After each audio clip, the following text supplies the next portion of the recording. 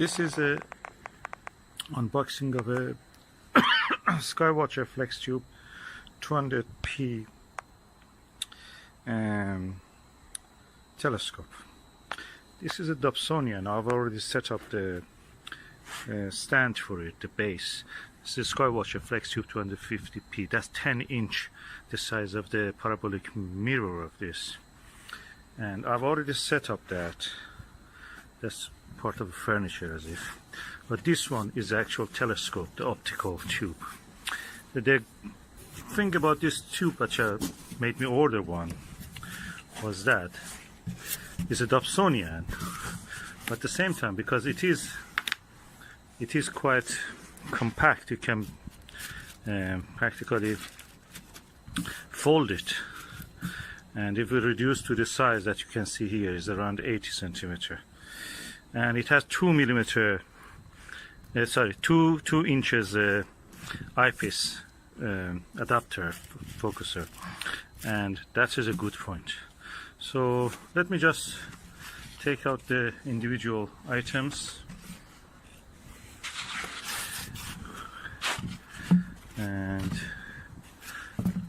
let's see what is inside. Okay, I can see a quite chunky piece. Let me just use both my hands and just extract this. Okay, now I have not set up the tube upright, and I'm going to remove the plastic from the top. Okay, I'm removing the plastic. It's quite delicate optical instrument, very precise. As you can see, it has a dust cap, like a shower cap, for the top part of it, and a separate cap for the optical part. I've heard people saying that by removing this stopper here, you can actually shut it tight, so it will not be this gap of 1 inch here, and you can use this dust cap on the top part. It will be completely isolated. Have a look around it. It has a swiveling axis here, handles for using it, carrying it, or guiding it. These are the screws that you can loosen up and extend the 4 individual bars to extend the tube. That is the massive eyepiece focuser, and you can see the size there. I'll go from the other side and show you. And you can see the massive eyepiece focuser from this angle, and this is a 10-inch telescope, 250 millimeter, and focus 1200. So the F number, or focal ratio of this, which means that how wide you can see the sky, the angular width of the sky to see through this, is quite good. It's less than 6, 5.7 or 8. I'm now going to lift it and put it on the stand and see how it will do. Wish me luck. I'm now going to lift it and put it on the stand and see how it will do. Wish me luck. Okay, I'm now going to put the optical assembly tube into the base, the stand, and as you can see, it has a handle for carrying, for 1.4 eyepieces space, also for 2-inch eyepieces here. So let's do it now. Oh, that was easier than what I thought. You must try it with a German equatorial mount to know what I mean, how easy it is. Those are difficult. Okay, this is the eyepiece holder. Look at it, how chunky it is. I have got this eyepiece for that. 3 very good eyepieces, good quality, top notch, max vision ones. And I'm going now to extend the tube and probably have a look into the mirror. Now, as you can see, I've extended tube, and this is the full length of the telescope. I can say this is around 150 or 40 and how easy it is to maneuver it around.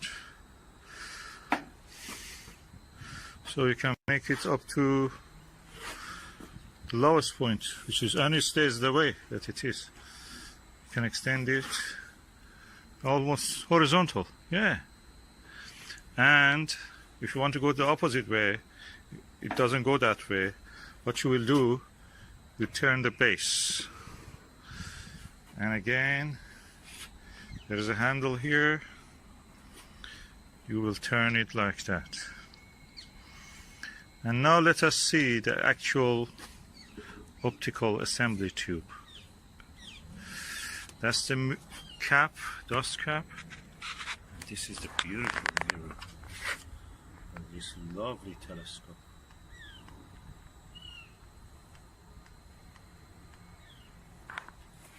And this is inside the diagonal mirror, and that's the cap you can see. Now let me remove the cap. That's the first light. Hallelujah. Isn't it beautiful? This is the best, most portable Dobsonian you can ever see. It's amazing.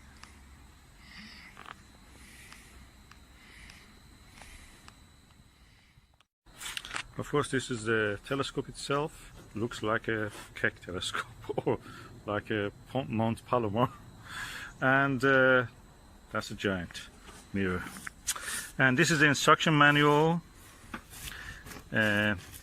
astronomical telescope user guide, brochure introducing the different products from the manufacturer, 10mm eyepiece, 25mm eyepiece, which is a wide angle. So I'm going to use that. And this is what we were looking for. That's the eyepiece holder. What before that we can do, look at the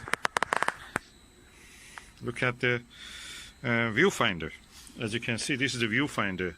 On its own is a different is a telescope on its own. I can say this is probably around 50mm and quite impressive size for an eyepiece. I can use it as a telescope. Now I'm going to put the viewfinder here. It's very easy. It's a dovetail bracket. It slides here. So I'm going to do it now, and I will show you the result. I cannot stop admiring the ease of installation in this telescope. Everything is so easy to work with. Telescopes, we know that. Even the smallest one with the German equatorial one are a pain to work with. This is such a giant telescope and it's so easy. Okay, I've installed the viewfinder, and I'm now removing the cap of it to show you the lens. This is the first view of the lens. Beautiful. And I'm now going to remove this lens cap on the end part of it. And let us see how it looks if I look through this viewfinder. It should be a wide angle view. I noticed that the telescope a little bit slides down, so probably I should adjust the tension and the spring or whatever I have to do here. I'm sure there is something for that. And anyway, that's something that I have to read the manual for that. At the moment I'm not going to interfere with this. I'm just putting the lens cap, removing the lens cap from this cap from the viewfinder, just to be able. This is the eyepiece holder, and this is the adapter for 2 to 1.1 inch.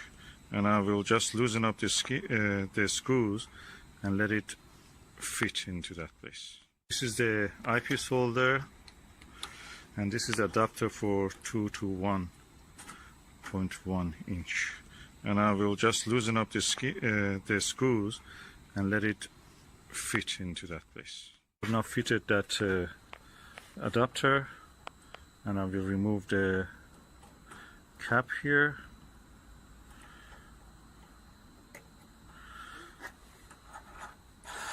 Oh, it's wonderful. I can now adjust this also to hold it in place. This is the view for the eyepiece, and you can see the roof. Now I'm going to put the eyepiece into this and look at some views. Delighted to tell you that this is a super plusle 25mm multi-coated 52 degrees true field of view, and when you buy a telescope from Skywatcher, they give you good eyepieces, but this one is super good because this is a super plusle eyepiece with a very wide angle view. Yeah, I've now installed the eyepiece. Quite impressive size. I have to remove this connection because that looks a bit too high, and I'm sure that I can because there is a T adapter here which can go into this space. I will do it and I will make it shorter. As I mentioned, I have now removed that length of the adapter. That increases the focal point, which can be good, but at the moment I don't want that, and I can put this with a shorter focal length here. You can see I've now done it, and I'm going to focus on some distant object. By the way, this is a focuser knob. On its own is very good. I've seen that they have on the higher model of this, they have a fine focuser, fine travel focuser there. That actually you can adjust it for very refined focusing. We will see, probably just a change of the wheel or something I can do with that. I have to see it, maybe it's interchangeable, you don't need the whole thing. If they can have such a thing, I may go for that option also later. Before using this telescope, I use another Skywatcher refractor, that means with a lens, the long one, the traditional way of imagining a telescope. And I can say the image you see with this is superior, clear, crystal clear. You could see individual rocks in the far distant buildings, individual grains, specks of the dust, and over in the shape of a lichen on a tree, far away trees. That's amazing quality. I'm really happy I got this. And guess what? This was not bought new. It was bought new 2018 July, but I bought it as a second hand, and for a really bargain price of $350 from auction site. That's amazing.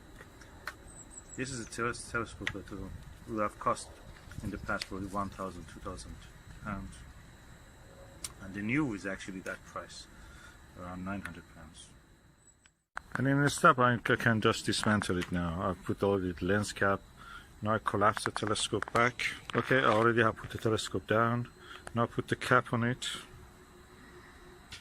The cap is back, and now remove the viewfinder.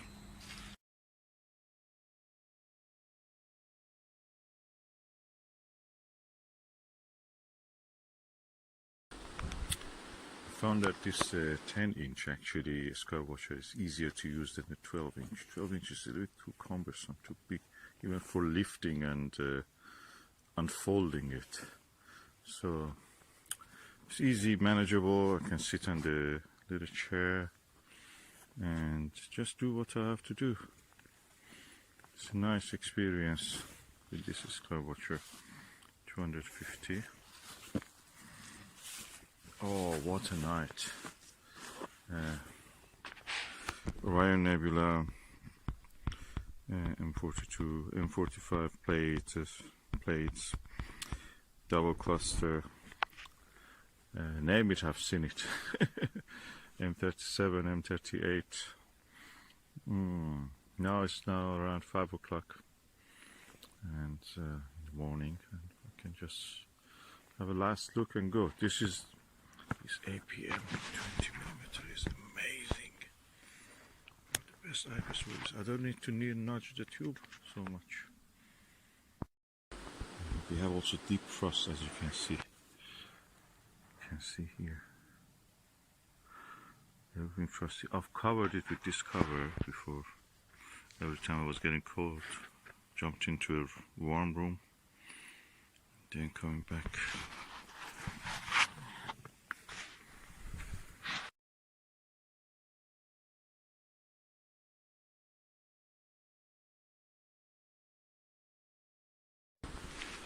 is the Skywatcher Flextube 250p, and it's a 10-inch telescope, refractor, Newtonian, collapsible, and it has a focal length of 1200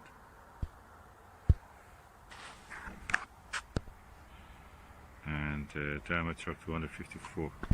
Now looking at the plates M45 using this APM 100 degree 20mm eyepiece, I can see nebulosity in it. It's only visible in the astrophotos, but I can see with this telescope nebulosity in it. And I can see the nebula around the Pleiades stars, Merope and others, is actually brighter than what is around the Orion Nebula belt stars. Quite brighter.